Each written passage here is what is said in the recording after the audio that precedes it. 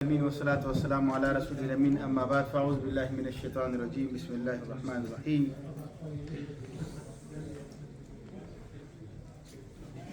میرے محترم بزرگوں، دوستوں اور بھائیوں، السلام علیکم ورحمۃ اللہ وبرکاتہ. انشاءاللہ آج ہم 17ویں پارے کا خلاصہ پیش کریں گے اور آج انشاءاللہ ہم 17ویں پارے کا خلاصہ پیش کریں گے. سورہ انبیاء اور سورہ حج کے اوپر یہ مشتمل ہے. سورہ انبیاء کے اندر اللہ سبحانہ تعالیٰ نے ابتدائی میں دنیا کی زندگی کی زوال کی زبردست تصویر ہمارے سامنے پیش کی ہے، اور اللہ سبحانہ تعالیٰ فرماتے ہیں کہ اقترب للناس حسابهم، قریب آ گیا ہے لوگوں کے حساب کا وقت. وہم فی غفلت موردون، اور وہ غفلت میں ہیں اور اعراض کی ہوئی ہیں.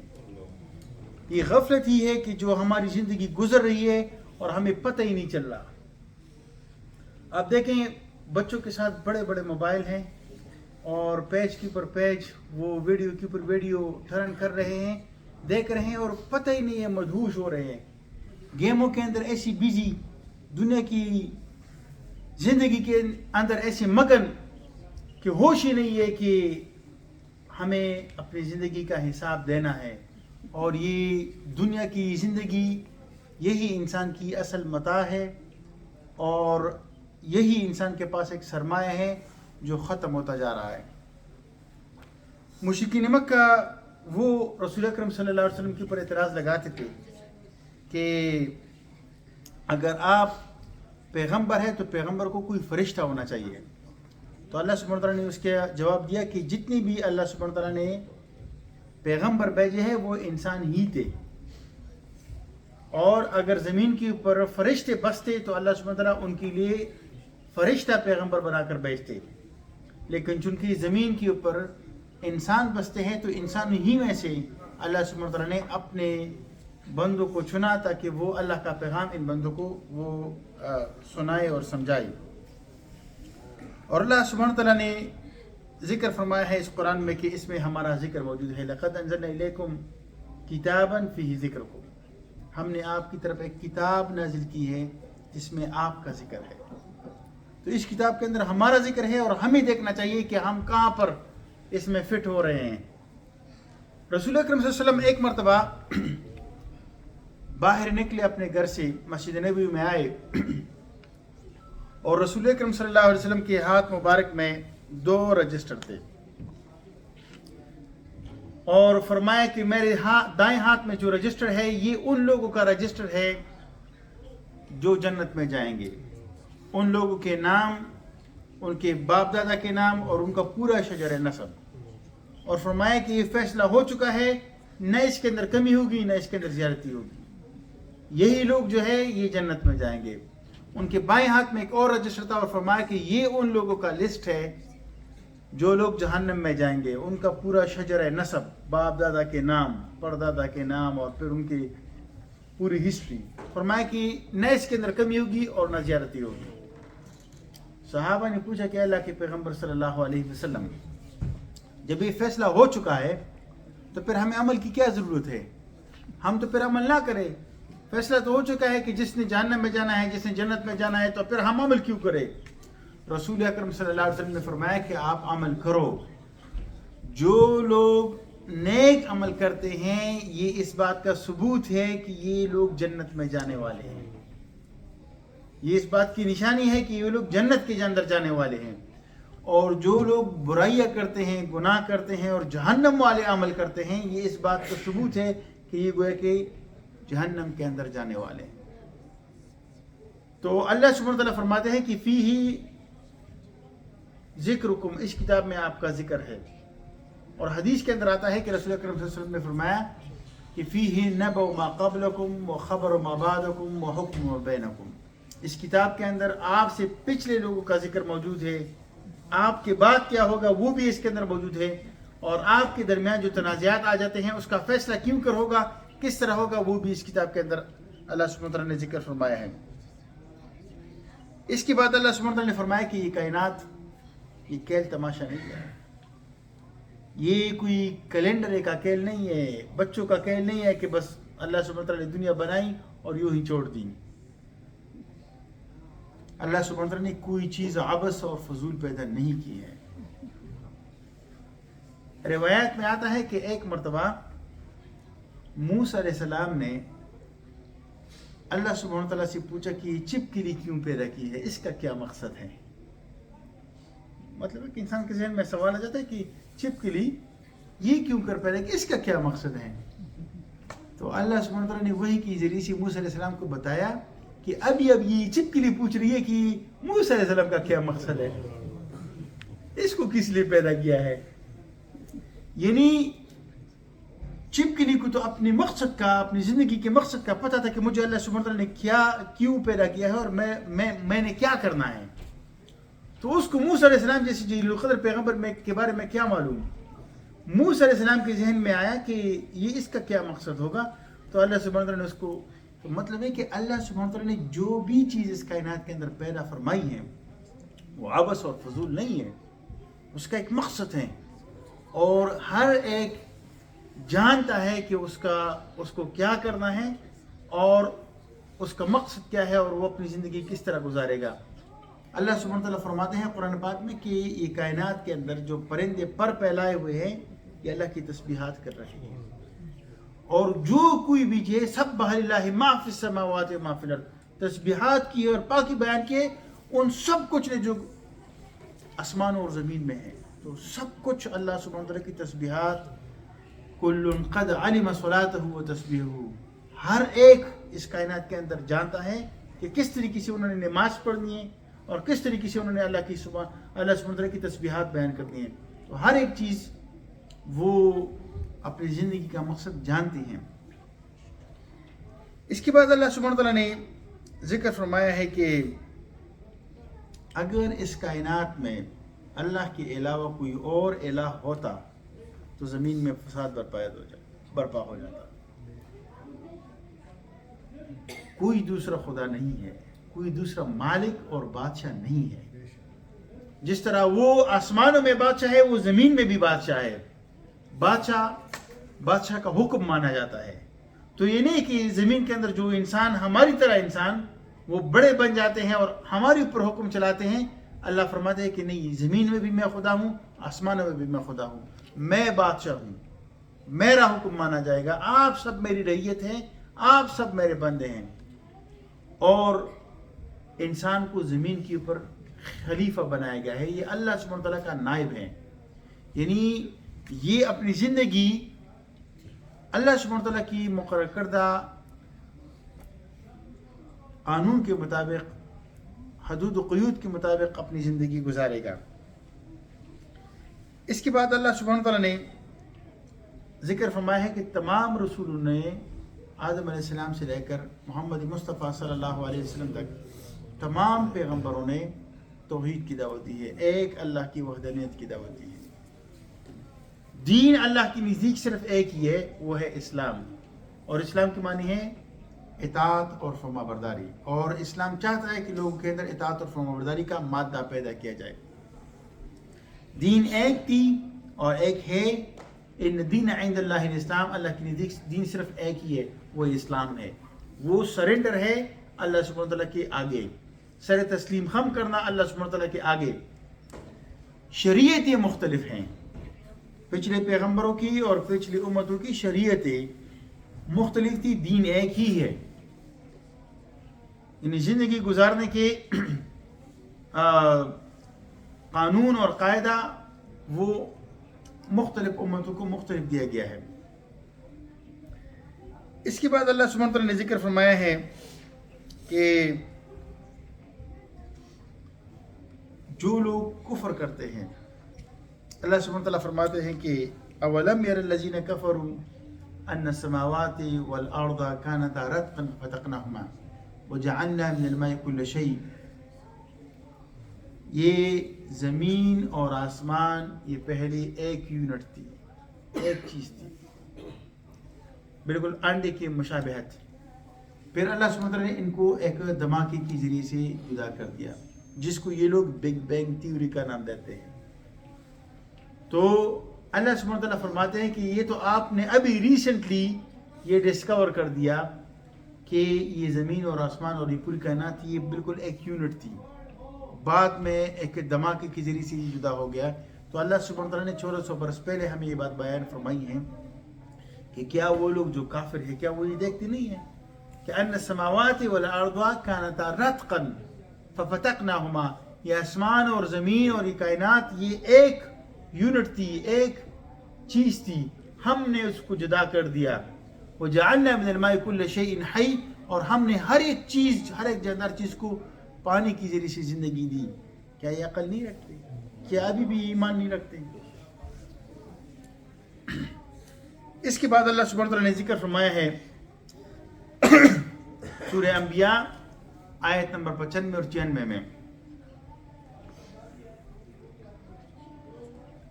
1917 میں اعلان بلفور ہوا، ڈکلیریشن آف بلفور. وہ کیا ہے؟ وہ یہ ہے کہ یہاں کی حکومت نے یہود کے ساتھ معاہدہ کیا کہ ہم آپ کو فلسطین میں ایک ملک آپ کے لیے آباد کریں گے اسرائیل کے نام سے. 1917 میں یہ معاہدہ ہوا.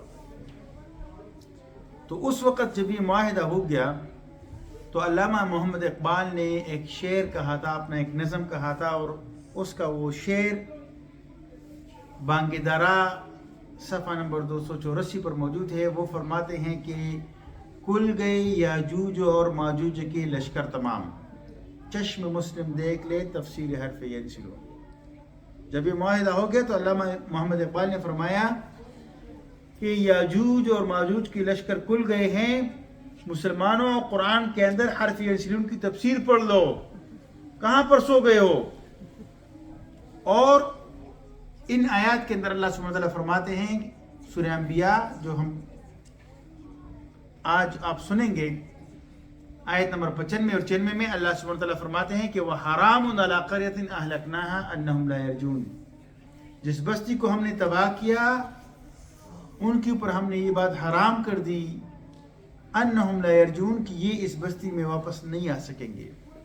حَتَّى إِذَا فُتِحَتْ يَأْجُوجُ وَمَأْجُوجُ وَهُمْ مِنْ كُلِّ حَدَبٍ يَنْسِلُونَ، یہاں تک کہ یاجوج اور ماجوج کھل نہ جائے اور ہر اونچی گاڑی سے وہ دوڑنا پڑے، تب تک یہ لوگ اس بستی کو واپس نہیں آ سکیں گے. یہ بستی کون سی بستی تھی؟ یہ بستی یروشلم ہے. کون سی بستی ہے؟ یروشلم. جو 2000 برس پہلے جب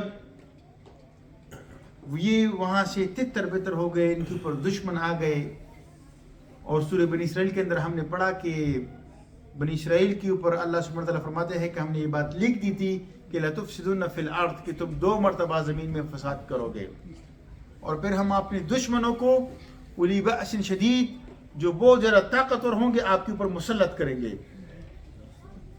بابل والوں کو اور بخت نصر کو اور رومنس کو اللہ سبحانہ وتعالیٰ نے ان کے اوپر مسلط کر دیا اور انہوں نے ان کی اینٹ سی اینٹ بجا دی، وہ وہاں سے تتر بتر ہو گئے، گویا کہ ہلاکت ہو گئی ان کی. تو اللہ سبحانہ وتعالیٰ فرماتے ہیں کہ وَحَرَامٌ عَلَىٰ قَرْيَةٍ أَهْلَكْنَاهَا جس بستی کو ہم نے ہلاک کیا. کون سی بستی؟ یروشلم.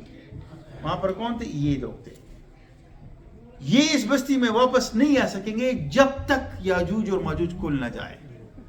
تو 2000 برس بعد ان کی واپسی ہوئی ہے وہاں پہ. اور جب یہ معاہدہ ہو گیا تو علامہ اقبال نے اس وقت خبردار کر دیا کہ ان کے وہ لشکر کھل گئے ہیں، یاجوج اور ماجوج گوگ اینڈ میگوگ کے. اور رسول اکرم صلی اللہ علیہ وسلم نے فرمایا، یہ حدیث ذکر ہے صحیح بخاری میں، رسول اللہ صلی اللہ علیہ وسلم نے فرمایا کہ جب یاجوج اور ماجوج کے جو لشکر ہیں وہ جب بحر طبریات سے گزریں گے تو ان کا آخری آدمی کہے گا کہ یہاں پر کبھی پانی ہوا کرتا تھا، یعنی وہ سارا پانی پی جائیں گے. بحر طبریات کدھر ہے؟ بحر طبریات فلسطین میں ہے اور ان علاقوں میں ہے جہاں پر ان کا قبضہ ہے، اور اس کو انگلش میں سی آف گیلیلی بولتے ہیں، سی آف گیلیلی.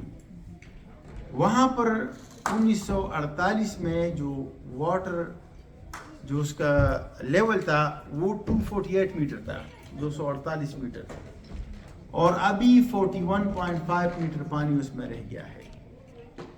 تو یہ وہ ساری پیشنگوئیاں گویا کہ بہت قریب آ چکی ہے جو رسول اللہ صلی اللہ علیہ وسلم نے قیامت کے بارے میں اور یاجوج اور ماجوج کے بارے میں اللہ کے پیغمبر صلی اللہ علیہ وسلم نے ذکر فرمایا ہے. ہم نے کل پڑھا کہ سورہ کہف میں کہ اللہ سبحانہ وتعالیٰ سورہ کہف میں فرماتے ہیں کہ ان یاجوج و ماجوج مفسدون فی الارض، کہ یاجوج اور ماجوج گاگن میں گاگ زمین میں فساد پھیلاتے ہیں. تو آج پوری دنیا فساد سے بھر گئی ہے. خوراک کے اندر فساد ہے، انسانی تعلقات کے اندر فساد ہے، معیشت کے اندر فساد ہے، انصاف کے اندر فساد ہے، ہر ایک چیز کے اندر فساد آ چکا ہے. اور یاجوج اور ماجوج کی صفت اللہ سبحانہ وتعالیٰ نے بیان فرمائی ہے کہ یہ زمین میں فساد برپا کریں گے. یہ جو ہمارا ایک غلط تصور ہے کہ یاجوج ماجوج کوئی اور مخلوق ہے، ہماری طرح ہی انسان ہے.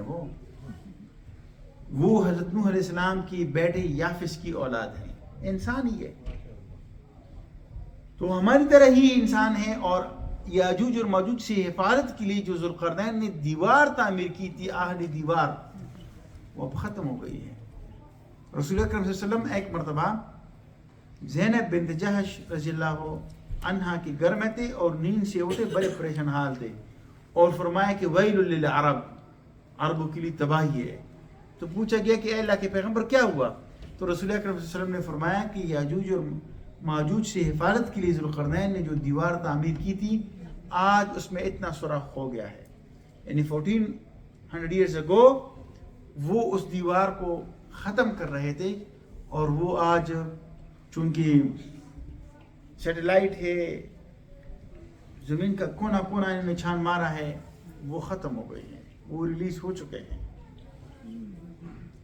اور وہ جو قرآن فرماتا ہے کہ اقترب للناس حسابہم، لوگوں کے حساب کا وقت قریب آ لگا ہے اور وہ غفلت میں ہے. تو وہ جو ڈے آف ججمنٹ ہے، قیامت کا دن ہے، بہت قریب آ لگا ہے.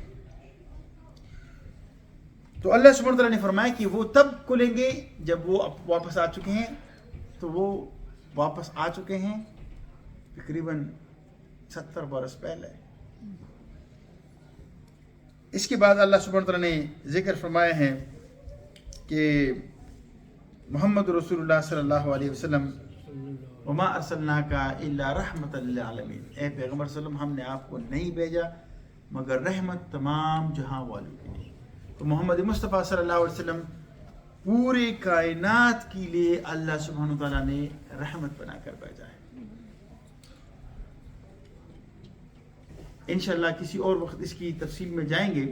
ابھی سورہ حج یہ اس کا ایک حصہ مکہ مکرمہ اور دوسرا حصہ مدینہ منورہ کے اندر نازل ہو چکا ہے، اور اس کے اندر اللہ سبحانہ وتعالیٰ نے عقیدہ توحید، دوبارہ اٹھائے جانا، قیامت کے دن جنت اور دوزخ، قیامت کے مناظر، اور اس کے علاوہ اللہ سبحانہ وتعالیٰ نے اس میں ہجرت اور جہاد، حج اور قربانی کی شرعی احکامات اس سورہ مبارکہ کے اندر اللہ سبحانہ وتعالیٰ نے ذکر فرمائی ہے. اور اس سورہ کا آغاز انسان کو چونکا دینے سے اللہ سبحانہ وتعالیٰ نے ذکر فرمایا ہے، بہت ہی زبردست انداز میں. اور پھر اللہ سبحانہ وتعالیٰ نے انسان کی پیدائش کے مختلف مراحل کا ذکر کیا ہے اور انسان کو غور و فکر کی دعوت دی ہے. حج کے مناسک اللہ سبحانہ وتعالیٰ نے اس میں ذکر فرمائے ہیں، اور فرمایا کہ حج کا جو عبادت ہے اس کا جو سمری ہے، اس کا جو لب لباب ہے، وہ یہ ہے کہ انسان ہر قسم کے شرک سے اپنے آپ کو پاک کرے اور جھوٹ اور اللہ کی نافرمانی سے اجتناب کرے اور مکمل اللہ سبحانہ تعالیٰ کی اطاعت اور فرما برداری کرے. لیکن یہ حج کے لیے جب انسان جاتا ہے تو اس میں وہ نماز بھی پڑھتا ہے، اس میں بھوک اور پیاس برداشت کرنی ہوتی ہے تو روزے کے ساتھ اس کی مشابہت ہے، اس میں اپنا سفر کرتا ہے تو جہاد کی سی مشابہت ہے، سختیاں اس کو آتی ہے، اور اپنا علاقہ چھوڑتا ہے تو ہجرت سے اس کے اندر مشابہت ہے. تو یہ گویا کہ کمپریہنسو بہت جو ہے یہ کمپریہنسو عبادت ہے حج. اور اللہ سبحانہ تعالیٰ نے فرمایا کہ من حج البیت فلا رفث ولا فسوق ولا جدال فی الحج. جو حج کا ارادہ کرے تو وہ نہ بے حیائی کی کام کرے، نہ گناہ کے کام کرے، اور نہ وہاں پر وہ جھگڑے اور ایک دوسرے کے ساتھ بحثیں اور مباحثے کرے. اس کے بعد اللہ سبحانہ وتعالیٰ نے ذکر فرمایا ہے کہ قربانی جو آپ اللہ کی راہ میں خرچ کرتے ہیں، قربانی دیتے ہیں عید الاضحیٰ کے موقع پر اور حج کے موقع پر، تو اس کی روح اصل وہ ہے تقوی. اور اللہ سبحانہ وتعالیٰ نے فرمایا کہ لَن يَنَالَ اللَّهُ لُحُومُهَا وَلَا دِمَاؤُهَا وَلَكِنْ يَنَالُهُ التَّقْوَى مِنْكُمْ، کہ اللہ کو آپ کی قربانیوں کا گوشت نہ اس کا خون پہنچتا ہے، لیکن اللہ سبحانہ وتعالیٰ آپ کا تقوی پہنچتا ہے، آپ کی خدا ترسی، خدا کا خوف.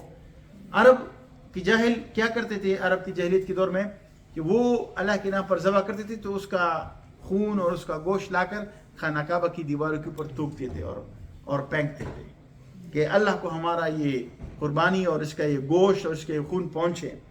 تو اللہ سبحانہ وتعالیٰ نے اس کے بدلے میں فرمایا کہ اللہ کو آپ کی قربانیوں کا یہ گوشت اور اس کا یہ خون نہیں پہنچتا، لیکن جو آپ اللہ کے نام پر جو ذبیحہ کرتے ہیں اور قربانیاں دیتے ہیں، تو اگر جتنی آپ کے اندر خدا ترسی ہوگی، اللہ کی خوف اور اللہ کی رضا جوئی کی خاطر ہوگی، وہ اللہ سبحانہ وتعالیٰ کو پہنچتا ہے.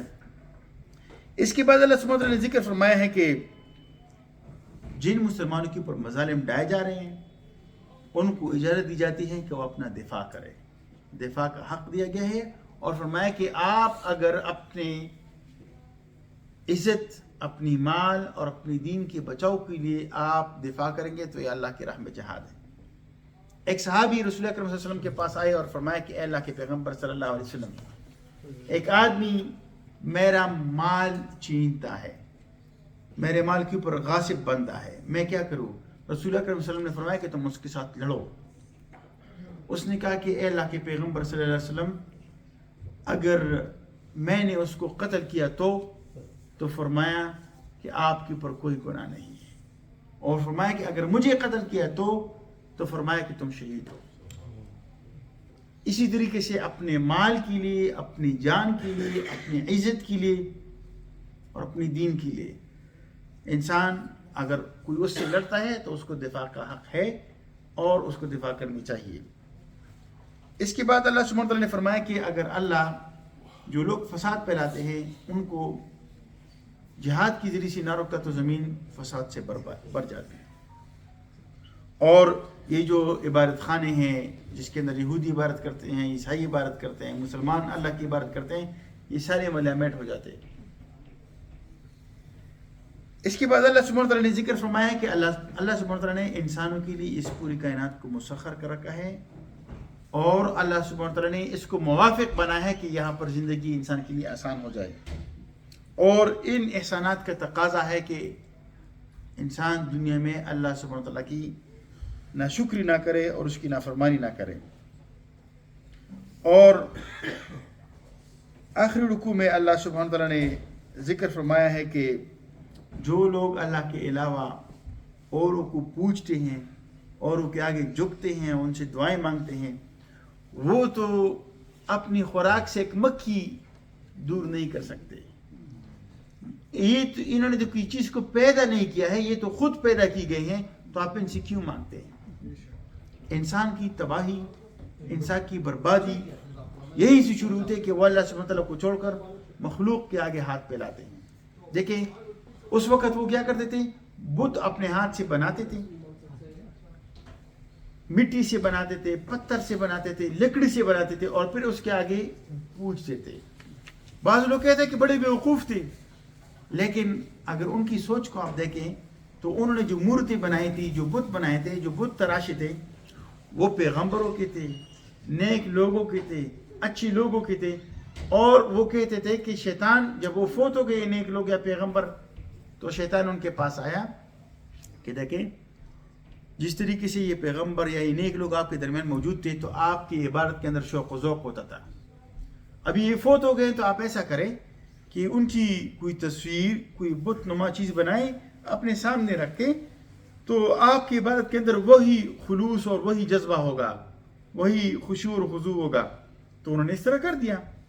پھر جب یہ لوگ فوت ہو گئے تو ان کی اولاد آ گئے، تو شیطان ان کے پاس پھر آئے کہ دیکھیں آپ کے باپ دادا نے ان کو پوجا ہے، ان سے دعائیں مانگی ہیں، اور اس طریقے سے یہ لوگ شرک اور بت پرستی کا ان کے اندر آغاز ہوا. آج ہمارے ہاں کیا ہے، کوئی بزرگ فوت ہو جاتے ہیں تو اس کی ایک قبر پر عرس منایا جاتا ہے.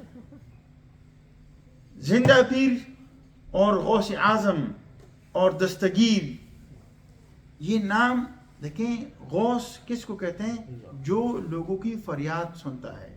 غوث اعظم جو سب سے زیادہ لوگوں کی فریاد سنتا ہے، وہ کون ہے؟ وہ اللہ ہے. انہوں نے قبروں کو اور پیروں کو وہ نام دیے ہیں. دستگیر اور آستانہ، یہ جو آستانے بنائے ہوئے ہیں، ہم جیسے انسان ہیں، کھاتے پیتے ہیں اور اپنے آپ کو ایک بنائے ہوا ہے کہ جی میں تو پہنچا ہوا ہوں، آپ میرے پاس آئیں گے، میری بیعت کریں گے، تب آپ کی دعائیں اللہ سنے گا. یہ کہاں پر لگا ہوا ہے؟ قرآن فرماتا ہے کہ جو لوگ دعویٰ کرتے ہیں ان کو دلیل لے آنی چاہیے. قل ہاتوا برہانکم، لاؤ اپنی دلیل. یہ خود پیسے کا بازار گرم کر رکھا ہوا ہے، لوگوں کا مال لوٹتے ہیں باطل طریقوں سے. اور قرآن اس کی سختی کے ساتھ تردید کرتا ہے کہ اللہ کے علاوہ آپ کسی اور کو نہ پکارے. جو یہ جاتے ہیں قبروں کی طواف کرتے ہیں، قبروں کے آگے سجدہ ریز ہوتے ہیں. اور یہاں یہ پیر حضرات بہت سارے میرے دوست ہیں، میرے جاننے والے ہیں، مجھے بلاتے ہیں، میں ان کے پاس جاتا ہوں، محافل میں بلاتے ہیں. لیکن جو انصاف کی بات ہے اور جو قرآن اور حدیث کی بات ہے وہ یہی ہے کہ وہ لوگ یہی کہتے ہیں کہ اگر آپ میری بیعت میں آ جائیں تو مرید اگر عبادت نہیں بھی کر رہا، دعائی نہیں بھی کر رہا، تو جو ہم دعائیں کر رہے ہیں اس میں اس کا حصہ ہے. آپ بے فکر ہو جائیں، اللہ آپ کی حفاظت کرے گا. بھائی کہاں پر لگا ہے؟ یہی سی وہ گمراہی کا وہ راستے شروع ہو جاتے ہیں کہ جب آپ سیدھے راہ سے بھٹکتے ہیں تو جو کوئی بھی آپ کو بتائے گا آپ اس کے پیچھے چلیں گے. قرآن نے اس کی سختی سے ساتھ تردید کی ہے. اللہ سبحانہ وتعالیٰ فرماتے ہیں کہ وَإِذَا سَأَلَكَ عِبَادِي أَنِّي فَإِنِّي قَرِيبٌ. اے پیغمبر صلی اللہ علیہ وسلم، جب بھی میرے بندے آپ سے میرے بارے میں پوچھتے ہیں تو ان سے بتا دیجئے کہ میں بہت قریب ہوں. اجیب دعوت الداعی اذا دعان، میں جو لوگ مجھ سے دعائیں مانگتے ہیں میں ان کی دعاؤں کا جواب لیتا ہوں. فَلْيَسْتَجِيبُوا لِي وَلْيُؤْمِنُوا بِي لَعَلَّهُمْ يَرْشُدُونَ. ان کو چاہیے کہ وہ میری پکار کا جواب دے اور میرے کے اوپر ایمان لائے، شاید کہ کامیاب ہو جائیں. اور اللہ سبحانہ وتعالیٰ فرماتے ہیں کہ وَنَحْنُ أَقْرَبُ إِلَيْهِ مِنْ حَبْلِ الْوَرِيدِ، میں انسان سے اس کی شہرت سے زیادہ قریب ہوں. تو کیوں نہ ڈائریکٹ اس رب سے مانگے. یہ محمد مصطفیٰ صلی اللہ علیہ وسلم کا اس انسانیت کے اوپر بہت بڑا کرم اور ان کی بہت بڑی رحمت ہے کہ میڈل مین کو درمیان سے نکال دیا ہے. آپ کو کسی مولوی کی ضرورت نہیں ہے اللہ سے رابطے کرنے کے لیے، کسی پیر صاحب کی ضرورت نہیں ہے، کسی حافظ صاحب اور امام صاحب کی ضرورت نہیں ہے کہ آپ اللہ سے رابطہ کریں. یہ جو میڈل مین بنتے ہیں نا اور آپ کو بتاتے ہیں کہ جی جس طریقے سے آپ وزیر اعظم کے پاس اگر آپ پہنچنا چاہتے ہیں تو آپ وزیر کے ساتھ ملیں گے، پھر اس کے سیکرٹری کے ساتھ ملیں گے، پھر اس کے ساتھ جس کا تعلق ہے اس کے ساتھ ملیں گے تو آپ کا رابطہ کرائے گا. وہ کہتے ہیں کہ جی ہم اولیاء اللہ ہیں، ہم پیر صاحب ہیں، ہم حافظ صاحب ہیں، عالم صاحب ہیں، شیخ صاحب ہیں، امام صاحب ہیں، تو ہمارا چونکہ اللہ کے ساتھ رابطہ ہے تو آپ ہمارے پاس آئیں گے تو ہم آپ کا رابطہ کرائیں گے. یہ ساری بکواس کرتے ہیں، غلط بات کرتے ہیں. اللہ کے پیغمبر صلی اللہ علیہ وسلم نے یہ ساری میڈل مین جو ہے نا وہ درمیان سے نکال دیے ہیں. ہر ایک آدمی کو اللہ سبحانہ تعالیٰ نے قرآن کے اندر فرمایا کہ مجھ سے مانگو اور میں آپ کی پکار کا جواب دوں گا. یہی سے انسان کی وہ گمراہی شروع ہو جاتی ہے، انسان کی تباہی. اور یہی شیطان لوگوں کو لیے مزین کرتا ہے یہ چیزیں. اس وجہ سے تو قرآن فرماتا ہے کہ ان کثیرا من الاحبار والرهبان لیأکلون اموال الناس بالباطل. بہت سے علماء، بہت سی پیر، بہت سے مشائخ لوگوں کا مال باطل طریقے سے کھاتے ہیں. یہ قرآن ہم کو بتاتا ہے، لیکن ہم خود اگر گمراہ اور آنکھیں بند کر کے ان کے پیچھے چلیں گے تو اصل بات یہ ہے کہ ہم نے اللہ کی کتاب کو چھوڑ کر رکھا ہے اور اس کا یہی نتیجہ ہے کہ امت وہ تباہی اور بربادی کی گڑھوں کے اندر وہ جا رہی ہے. شعبدہ باز بنے ہوئے ہیں اور لوگوں کو گمراہی کے اندر دھکیل رہے ہیں اور حق بات لوگوں کو بتاتے نہیں ہیں. کیوں؟ لوگ بھی نہیں سمجھتے، اس لیے کہ وہ اللہ کی کتاب سے دور۔ اس کے بعد اللہ سبحانہ وتعالیٰ نے ذکر فرمایا ہے کہ نماز، اللہ سبحانہ وتعالیٰ کی اطاعت اور بلائی کے کام اور اللہ کی راہ میں جدوجہد، اللہ کی راہ میں کوشش، وجاہدوا فی اللہ حق جہادہ، اللہ کی راہ میں کوشش و جدوجہد کرو جس طرح اس کی راہ میں جدوجہد کرنے کا حق ہے۔ تو اللہ سبحانہ وتعالیٰ ہمیں کامیابیاں دنیا اور آخرت میں عطا فرمائیں گے، اور قیامت کے دن محمد صلی اللہ علیہ وسلم کو اس امت کے اوپر گواہ بنا کر لائیں گے۔ رسول اللہ صلی اللہ علیہ وسلم نے فرمایا کہ دیکھو میں نے آپ کا حق پہنچا دیا ہے، آپ کو میں نے دین پہنچا دیا ہے۔ یہ نہ ہو کہ قیامت کے دن کسی نے بکری اپنے کاندھے کے اوپر اٹھائی ہوئی ہے اور مجھے آواز دے رہے ہیں کہ اے اللہ کے پیغمبر میری مدد کر، کسی نے جو ہے گائے اپنے پشت پر اٹھائی ہوئی ہے، کسی نے اونٹ، اور آ کر مجھے آواز دے رہے ہیں کہ اللہ کے پیغمبر میری مدد کرو، میری مدد کرو۔ تو رسول اللہ صلی اللہ علیہ وسلم نے فرمایا کہ میں نے پیغام پہنچا دیا ہے، آپ کو حق پہنچا دیا ہے، اب آپ خود عمل کرو، سیکھو اور عمل کرو۔ اللہ سبحانہ وتعالیٰ سے دعا ہے کہ ہمیں عمل کی توفیق عطا فرمائے۔ وآخر دعوانا الحمدللہ رب العالمین۔ اللهم اجعل القرآن العظيم ربيع قلوبنا ونور صدورنا وجلاء أحزاننا وذهاب همومنا وغمومنا وقائدنا ودليلنا إليك وإلى جناتك جنات النعيم. اللهم ذكرنا منه ما نسينا وعلمنا منه ما جهلنا وارزقنا تلاوته آناء الليل وأطراف النهار على الوجه الذي يرضيك عنا. اے اللہ قرآن کو ہمارے دل کی بہار بنا، ہمارے دلوں کا نور بنا، آنکھوں کا سرور بنا، ہمارے غم کا مداوع بنا۔ اے اللہ ہمیں توفیق دے کہ ہم دن اور رات اس کی تلاوت کریں۔ اے اللہ ہمیں اس پر عمل کی اور اس کی تعلیمات کو عام کرنے کی توفیق عطا فرما۔ ربنا تقبل منا انك انت السميع العليم وتب علينا انك انت التواب الرحيم، وصلى الله تعالى على خير خلقه محمد وعلى اله واصحابه اجمعين برحمتك يا ارحم الراحمين۔ جزاك الله خير۔